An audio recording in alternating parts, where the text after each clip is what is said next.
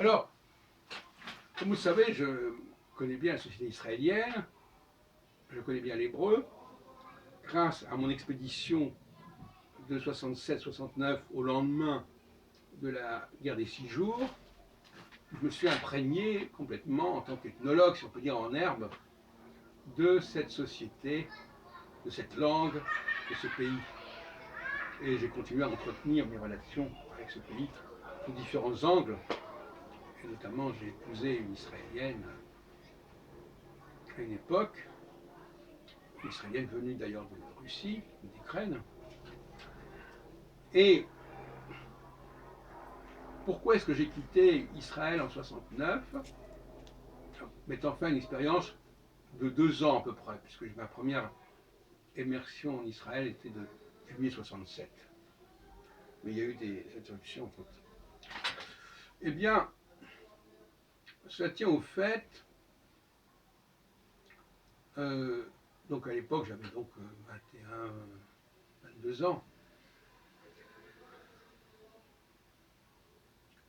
J'avais d'ailleurs suivi les traces de mon aïeul et de mon Carcassonne, né à Marseille et qui avait tenté une expérience en Argentine pendant quelques années. Et il avait même emmené ma mère, enfin ma grand-mère, il l'avait emmené en Argentine, et ma mère est née en Argentine, en 1913. Bon, après, ils sont revenus en France. Donc, c'est le mouvement inverse de ces juifs qui sont venus en France. Nous, on est des juifs de souche française qui ont été tentés par l'expérience argentine ou israélienne, la palestinienne. Les deux expériences d'ailleurs que Théodore Herzl, dans l'État juif, considère comme étant les principales options pour les juifs. Un ouvrage qu'il a écrit en 1896. Alors les raisons pour lesquelles j'ai quitté Israël et je suis revenu en France, avec quand même ce bagage hébraïque qui m'a beaucoup servi ensuite pour ma thèse de doctorat et pour mes recherches ultérieures, sont multiples. La première, je crois, c'est que l'expérience d'être étranger. Être étranger dans un pays, c'est très problématique. Alors quand on est soi-même issu de l'immigration, bon ça va, parce que de toute façon, on est déjà un étranger. Mais moi, je ne suis pas issu de l'immigration. Et donc, la situation d'étranger en Israël m'est apparue comme assez pénible à la longue. Deuxièmement, la langue hébraïque, l'orthographe hébraïque est un obstacle supplémentaire, même si c'est très formateur l'apprentissage de l'hébreu, mais pour un pays qui veut intégrer des juifs du monde entier, c'est vraiment pas la meilleure solution que de choisir un alphabet différent qui en plus fonctionne différemment puisque dans l'écriture normale, on ne met pas les voyelles. Alors c'est un véritable casse-tête à ce niveau-là. Bon. Et puis, il y a d'autres considérations comme celle qui consistait à penser que, ça c'était un petit peu en avance sur mon temps, que de toute façon ces histoires de frontières n'avaient pas beaucoup de sens finalement, et que le monde allait se démultiplier au niveau des connexions, au niveau des réseaux, et que ça n'avait plus beaucoup de sens de dire que la question était d'habiter dans un endroit donné.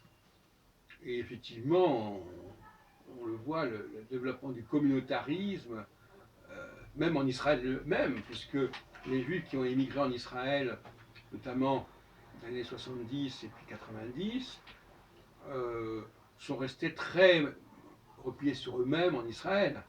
Ils ont leurs propres publications en russe, même dans les banques, on a souvent des gens, il y a souvent des inscriptions qui sont en russe, en même temps que l'hébreu, tout comme dans les années 60, quand j'ai fait mon expérience, c'était en français et en hébreu.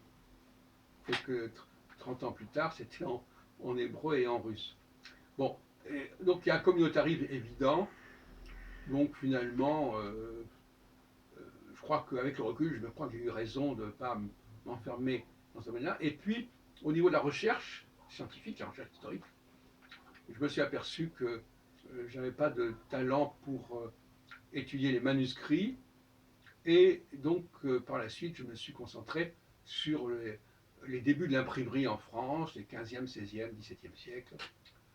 où j'étais beaucoup plus à l'aise et où il y avait beaucoup plus de documents à traiter.